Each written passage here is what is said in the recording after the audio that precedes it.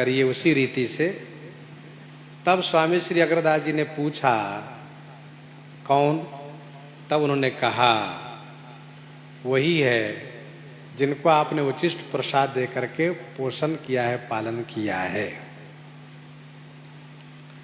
अचरज दयो नयो इहाँ लो प्रवेश भयो, मन सुख छयो जान्यो, संतन प्रभाव को।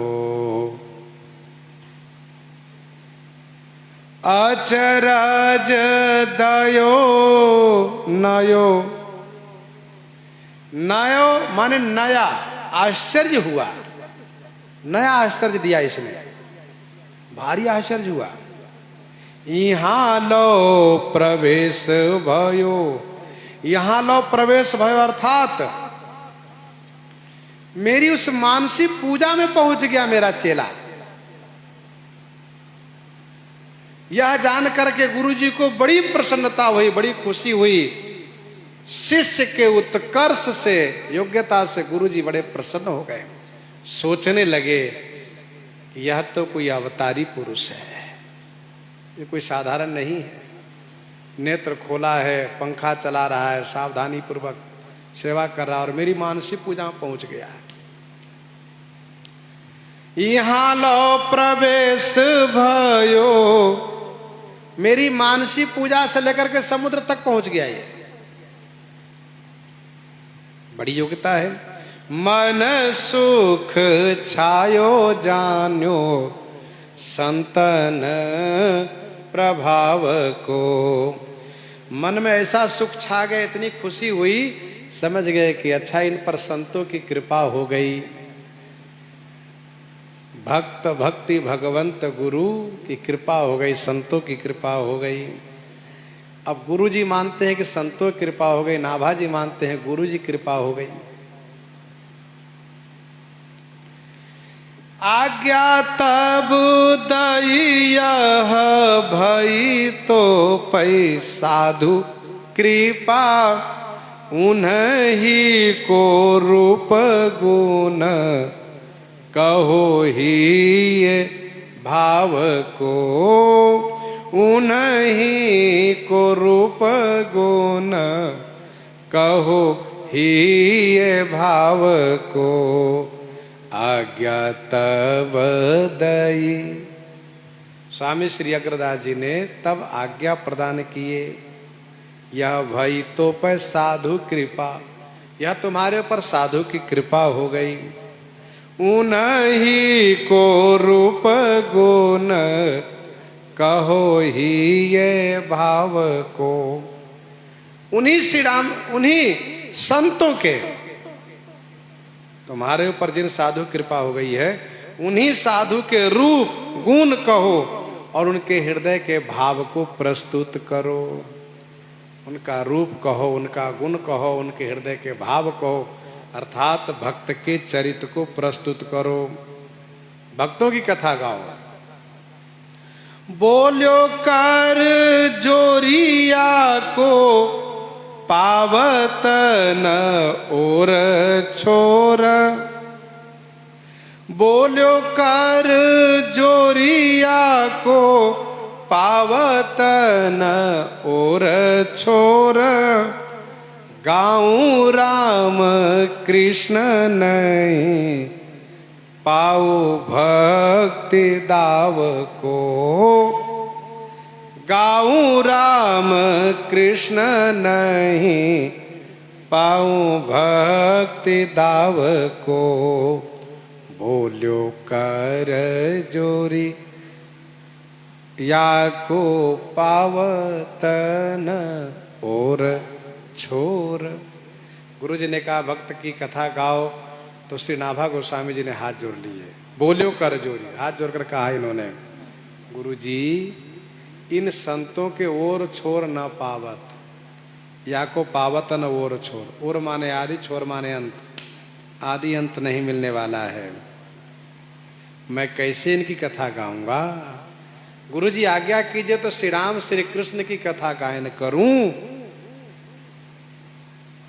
इनकी कथा गायन करना संभव है हमसे, पर उस भक्तों उन संतों की कथा नहीं गा सकते, क्योंकि नहीं पाऊं भक्ति दाव को।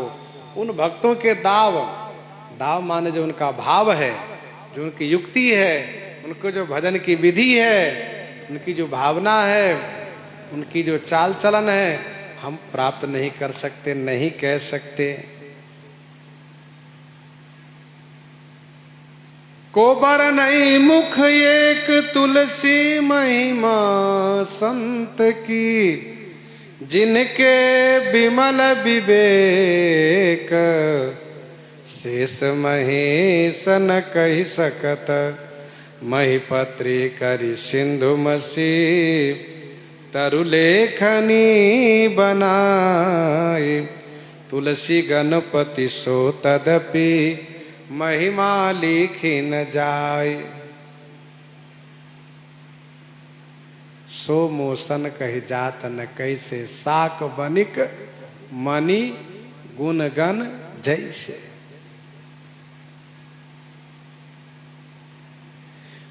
नहीं पाऊं भक्ति दाव को। भक्तों के भाव को समझना बड़ा मुश्किल है। अच्छा, इनका ओर छोर का था पता नहीं है। जन्म होता है पूरब में, दीक्षा होती है पश्चिम में, साधना होती है दक्षिण में, और शरीर छूटता है उत्तर में। कहीं जन्म लेते हैं, कहीं जाकर के गुरु दीक्षा लेते हैं, कहीं जाकर के साधना करते हैं, कहीं जाकर के लोक कल्याण करते हैं, और कहीं जाकर शरीर छोड़ते हैं। अब उनकी पूरी कथा गाने बड़ा कठिन काम है। और श्री राम श्री कृष्ण की कथा गायन करने में आसान है, क्योंकि श्री राम जी का प्राकट्य अयोध्या जी में, श्री कृष्ण जी का प्राकट्य श्री वृंदावन में हुआ है। श्री राम जी अयोध्या जी में ही राज्य किए, श्री कृष्ण जी द्वारिका में जाकर राज्य किए, द्वारिकाधीश बने। तो श्री राम श्री कृष्ण की कथा गायन करना आसान है, लेकिन भक्तों की कथा गायन करना आसान नहीं है, क्योंकि भक्त सदा रहे अपना पौ दुराए, सब विधि कुशल कुबेश बनाए। बहुत ऐसे भक्त हैं, संत हैं, जिनके बारे में जानना मुश्किल हो जाता है कि किस प्रांत के, किस भाषा कहाँ के हैं, और सचमुच में कभी उधर न जाना न आना, कोई मतलब न रखना। एक के बारे में मैंने सुना कि वे तो इतने वैराग्यवान थे कि यदि उस जन्मभूमि क्षेत्र तरफ जाएं तो गाड़ी से उतर कर प्रणाम कर लें, लेकिन जन्मभूमि बिल्कुल नहीं जाएं। और लोग समझ नहीं पावे, क्योंकि किसी की हिम्मत ना पड़े पूछने से कि महाराज ये बताइए कहाँ आपके शरीर का जन्म हुआ है। कुछ पूछने नहीं, अपने से बताना नहीं। तो बहुत ऐसे संत महात्मा हैं जो सदैव अपने आप को छुपाए रखते हैं। उनकी कथा गायन करना बड़ा कठिन काम है। तब स्वामी श्री अग्रदास जी ने कहा, चिंता क्यों करते हो?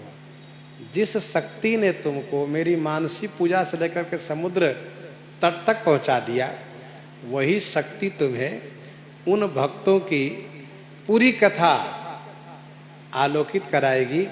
अर्थात तुम्हें यह दिखेगा कि कहाँ इनका जन्म हुआ, कहाँ संस्कार हुआ, कहाँ साधना हुई, कहाँ रहे, कहाँ शरीर छोड़े, सब मालूम हो जाएगा।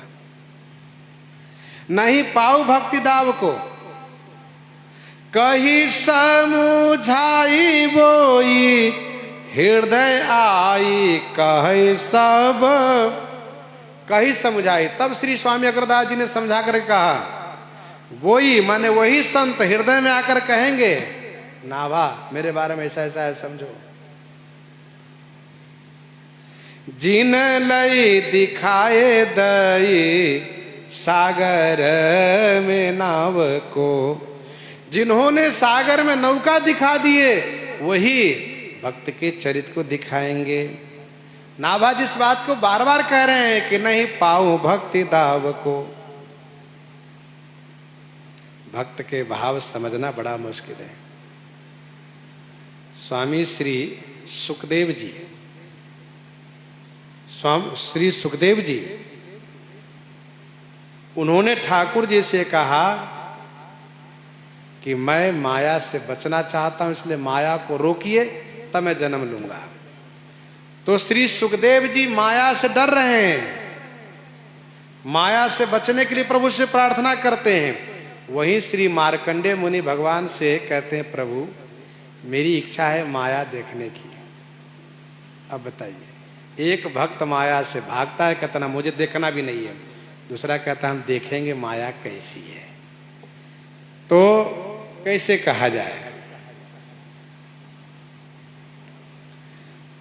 दो संत जी थे, विचरण कर रहे थे। विचरण करते करते जंगल में एक स्थान को उन्होंने देखा जहां चबूतरा बना है। चबूतरा पर श्री हनुमान जी का विग्रह है और बगल में जल है। स्थल बढ़िया लगा। दोनों ने वहां पर अपने अपने आसन को रखा और एक गए नहाने के लिए, दूसरे ने ये कहा कि आप नहा के तब तक हम रखवाली करते हैं, क्योंकि दो संत में ये होता है कि एक रखवाली करते हैं आसन वासन को, पता चला कोई उठाने ले जाए। तो एक रखवाली कर, दूसरे नहाने गए। दूसरे नहाने गए तो बहुत दूर तक नहाने चले गए। तो जो वहां बैठे तो उन्होंने सोचा, उनके मन में बात आई कि जंगल प्रदेश है, जंगल में अग्नि बार बार लगती है, दावाग्नि लगती रहती है, वनाग्नि लगती रहती है, इसमें तो हमारे हनुमान जी जल जाएंगे। सियाराम, थोड़ा उल्टा हो रहा। पहले इस बात को सुनिए। जो इस बात को सोचा है नहा कर आए सो, लेकिन उसको बाद में सुनाएंगे। जो वहां पर बैठे थे उनके मन में आई कि यहाँ पर हनुमान जी जंगल में है, बताओ इनको धूप लगती है, हवा लगती है, ठंडी लगती है। आहा, बताओ हनुमान जी के ऊपर कोई छाया भी नहीं है। तो मन में आया कि जब छाया नहीं तो छाया करने में देरी क्या लगती, मैं तुरंत, जंगल प्रदेश है ये, और त्यागी महात्मा कुल्हारी पास में है, कुल्हारी चिमटा सब पास में, गए तुरंत आनन फानन में लकड़ी घास काट के ले आए, लकड़ी ले आए, घास ले आए, दो खूटा गार करके बढ़िया बना करके, और आनन फानन में हनुमान जी के ऊपर छाया कर ही दिए, झोपड़ी बना दिए। और बैठ करके अब आनंदित हुए कि अब हनुमान जी आराम से रहेंगे, इनको न धूप लगेगी, न ठंडी लगेगी, न बरसात भीगेंगे। अब जब वो बैठकर आनंदित हो रहे हैं तो वे आए जो नहाने गए थे।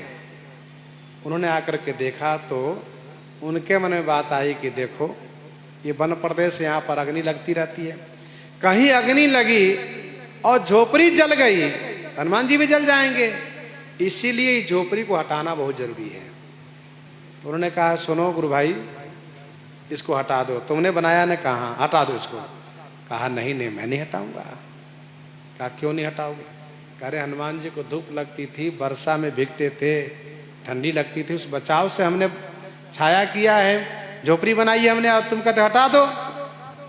कहा देखो महाराज समझो, अरे यहाँ अग्नि लग जाएगी, तुम बचाने आओगे, हम बचाने आएंगे, हनुमान जी जल जाएंगे, सो इसीलिए झोपड़ी यहां नहीं रहेगी। तो जिन्होंने बड़ा मेहनत करके बनाया था वे उठकर खड़े हो गए कि नहीं झोपड़ी यहीं रहेगी। वे कहते झोपड़ी नहीं रहेगी, ये कहते झोपड़ी रहेगी। अब दोनों में बात ही बात का रस बढ़िया ही कहा सुनी शुरू हुआ। कहा सुनने के बाद दोनों चिमटा और कुल्हाड़ी उठाना शुरू किया। वे कहते अभी हम झोपड़ी को उजाड़ देते, देखो तुम क्या कर लेते हो। वे कहते झोपड़ी उजाड़ के दिखाओ, देखो मैं फिर क्या करता हूं। अब हनुमान जी ने देखा दोनों का भाव सही, अब मैं क्या करूं। हनुमान जी प्रकट हो गए। हनुमान जी कहा सुनो संत जी, एक काम करो। कहा क्या? इन्होंने झोपड़ी बनाई है, तुम दूसरी चबूतरा बना दो। जब अग्नि लगेगी तो मैं चबूतरा पर चला जाऊंगा, और जब अग्नि नहीं लगेगी तब तक मैं इस झोपड़ी में रहूंगा। तो फिर वे जो नहा के आए थे उन्होंने चबूतरा बनाया है और उन्होंने झोपड़ी बनाई है। ये तो झोपड़ी पहले बना चुके थे। फिर हनुमान जी दोनों को समझौता करा दिया, दोनों खुश होकर के चबूतरा बना के गए। तो स्वामी श्री नाभा जी कहते नहीं पाऊ भक्ति दाव को, कैसे मैं भक्त की भावना कैसे समझूंगा, समझना बड़ा मुश्किल हो जाएगा।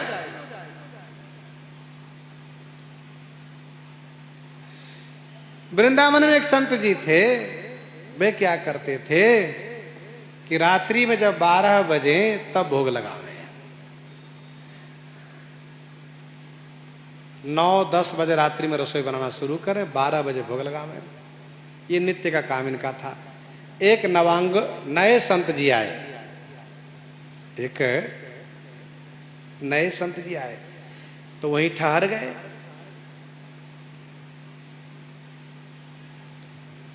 उन्होंने देखा कि रोज बाबा जी मध्यरात्रि में भोग लगाते, क्या बात है, कहाँ की परंपरा, कहाँ का नियम है। देखो, भक्ति में भाव प्रधान होता है। भक्ति में परंपरा व नया नियम वाली बात नहीं होती है, वहां भाव प्रधान होता है। से कर्मा बाई बिना नहाए खिचड़ी बना के भोग लगा के तब नहाती है। तो वैसे ये बाबा जी रोज मध्य रात्रि में भोग लगाते हैं 12 बजे।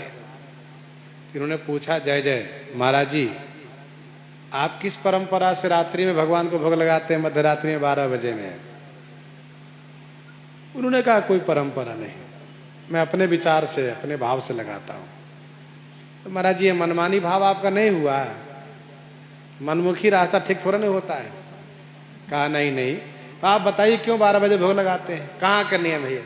कहा, सुनो भैया, भगवान के मंदिरों में सुबह से लेकर के भोग लगना शुरू होता है। सुबह जैसे ठाकुर जी को जगाए तुरंत भोग लगाए, श्रृंगार आरती किए तब भोग लगाए, फिर बाल भोग भोग लगाए, फिर राजभोग भोग लगाए, फिर भगत लोग मिठाई ले लेकर आ रहे, भोग लगाते जा रहे। दिन भर ठाकुर जी खा करके परेशान हो जाते हैं। रात्रि में 8 बजे 9 बजे तो भोग लगाते रहते लोग, लेकिन 8-9 बजे के बाद से लेकर 3-4 बजे के बीच कोई भोग नहीं लगाता है। अब बताओ, जो दिन भर पाने वाले हैं, जो 1 घंटा भी नहीं बीता तुरंत उनको भोग लगता है, हर आधी घंटे भोग लगता रहता है। दिन भर पाने वाले और उनको 6-6 घंटा 7-7 घंटा भूखा रखना, ये ठीक नहीं ना है। तो मैंने सोचा कि मैं ठाकुर जी से कह दिया हूं कि सुनिए, दिन भर जहां खाना हो खा लीजिए, जहां भोजन करना हो खूब पाइए, लेकिन 2-3 घंटे आराम करके 9 बजे से 12 बजे तक थोड़ा आराम कीजिए, फिर 12 बजे आपको मैं भोजन कराऊंगा, यहाँ पाइए और फिर आराम कीजिए, फिर 3-4 बजे से भोग लगना शुरू होगा आपका। तो ये है उनका भाव। मध्य रात्रि में क्यों भोग लगाते हैं? क्योंकि उस समय कोई और भोग नहीं लगाता है। तो हम भोग लगाएंगे तो ठाकुर जी को भूख भी लगी रहेगी और बड़े प्रेम उमंग से पाएंगे, बड़ा प्रसन्न रहेंगे, खुश रहेंगे। यह है उनका भाव।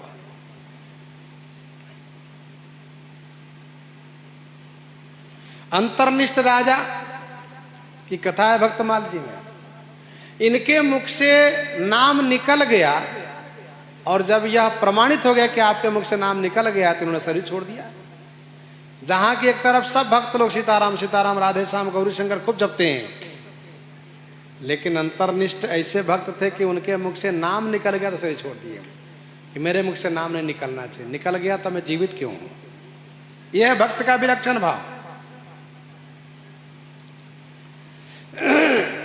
एक संत जी भगवान नरसिंह को भजन करते थे।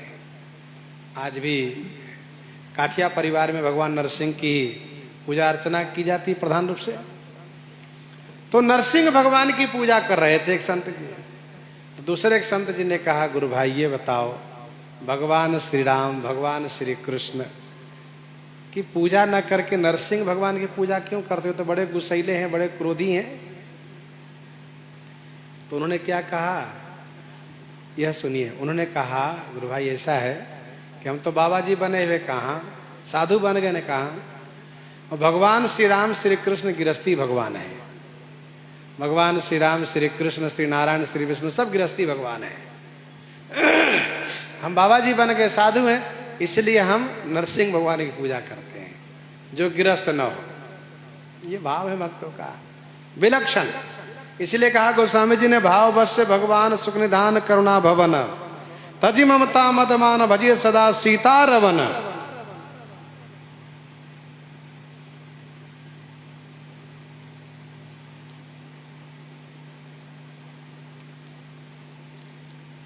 श्री भगवंत मोदित जी के पिताजी आगरा में थे। आगरा में थे तो जब शरीर छूटने का समय आया, बेहोश हो गए, तो उनके परिवार वालों ने उनको लेकर के वृंदावन के लिए प्रस्थान किए। रास्ते में जब उनको होश आया, उन्होंने कहा कहाँ ले जा रहे हो? कहा वृंदावन। आप जीवन भर भजन किए, धाम में आपका शरीर छूटे, धाम में आपका संस्कार हो। मैं कहा नहीं नहीं, लौटा ले चलो। जहाँ की एक तरफ सब चाहते हैं कि किसी भगवान के धाम में मेरा शरीर छूटे, मान लो वहां ना सही तो कहीं छूटे तो मेरे शरीर को धाम में ले जाकर संस्कार कर दें। लेकिन भगवंत मुदित के पिताजी ने कहा कि बिल्कुल नहीं, धाम में बिल्कुल नहीं ले जाओ। कहा क्यों? कहा ये मल मूत्र के खजाना केंद्र ये शरीर, बताओ वहां ले जाकर के इसको जलाओगे और इसकी जो दुर्गंधी फैलेगी वह प्रिया प्रीतम श्री राधा कृष्ण भगवान को लगेगी। बताओ कितना बुरा लगेगा। इसी के लिए वहां ले जा रहे हो? ना ना, वहां बिल्कुल नहीं ले जाना, तुम्हें मेरी शपथ। ले चलो लौटा कर आगरा। आगरा लौटा कर चले आए। तो यह है भक्त का भाव, अपना अपना विलक्षण भाव।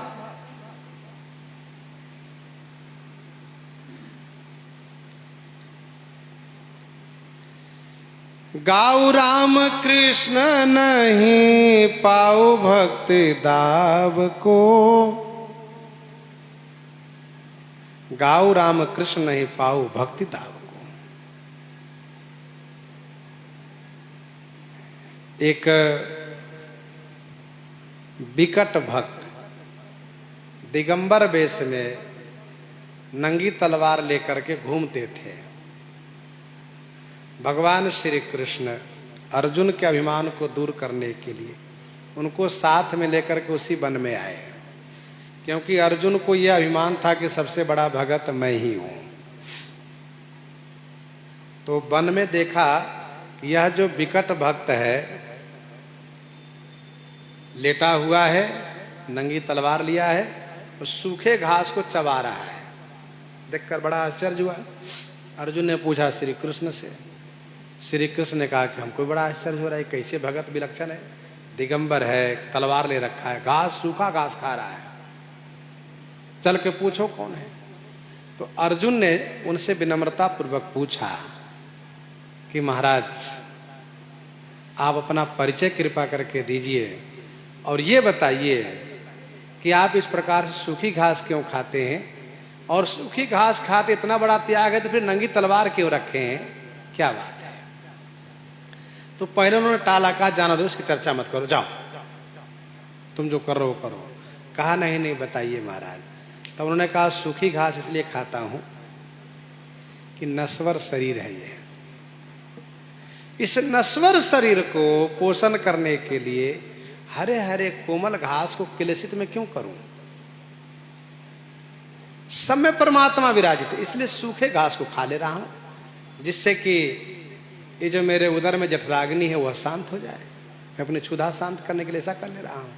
ऐसा कहा,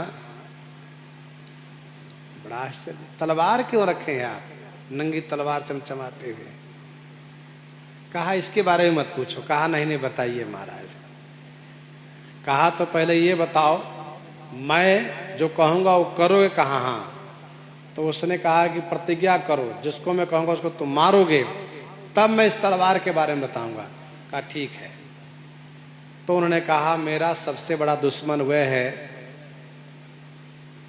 द्विज बंधु, जिसका नाम भृगु है, जिन्होंने जाकर के मेरे परम प्रभु को जो आराम से सो रहे थे पैर से मारा, लात से मारा, और वो चोट ऐसी लगी कि आज भी मेरे प्रभु के हृदय में चोट के चिन्ह बने हुए हैं। आज भी उस पांव का चिन्ह बना हुआ है। मैं जब ध्यान करता हूं ना, प्रभु को देखता हूं, वहां जब चरण चिन्ह देखता हूं तो मेरा रोष इतना बढ़ जाता है कि यदि मैं पाऊंगा उसको मार डालूंगा। ऐसा कहा।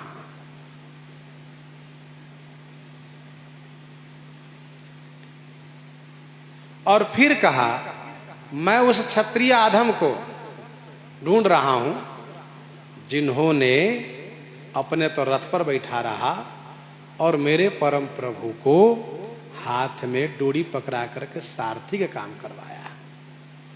उसको मारना है।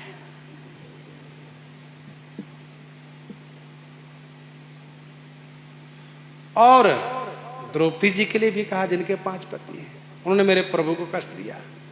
तो इस प्रकार से कुछ ऐसे भक्तों के नाम लिए तो अर्जुन ने कहा कि देखिए औरों की बात जाने दीजिए, पर एक का काम मैं तमाम यही कर देता हूँ, तलवार दीजिए और आपका वो प्रबल शत्रु क्षत्रिय आधम मैं ही हूँ। तलवार हाथ में लिए और जैसे वे हाथ में लिए तैसे ही वो विकट भक्त जो थे वो देखते देखते भगवान श्री कृष्ण में समाहित हो गए। तो इस प्रकार से भक्त का भाव बड़ा विलक्षण होता है। भक्त किस भाव से भगवान को भजते हैं ये समझ लेना बड़ा कठिन काम है। इसलिए नाभा गोस्वामी जी ने कहा कि नहीं पाऊं भक्ति दाव को, मैं भक्ति दाव को ना पाऊं तो कैसे मैं भक्तों के गायन करूं। लेकिन स्वामी श्री अग्रदास जी ने इनको समझाया है, तब इन्होंने मन बनाया कि ठीक है मैं गायन करूंगा। सो प्रसंग हम लोग फिर आगे श्रवण करेंगे इन्हीं के साथ। आज सीताराम सीताराम सीताराम सीताराम सीताराम।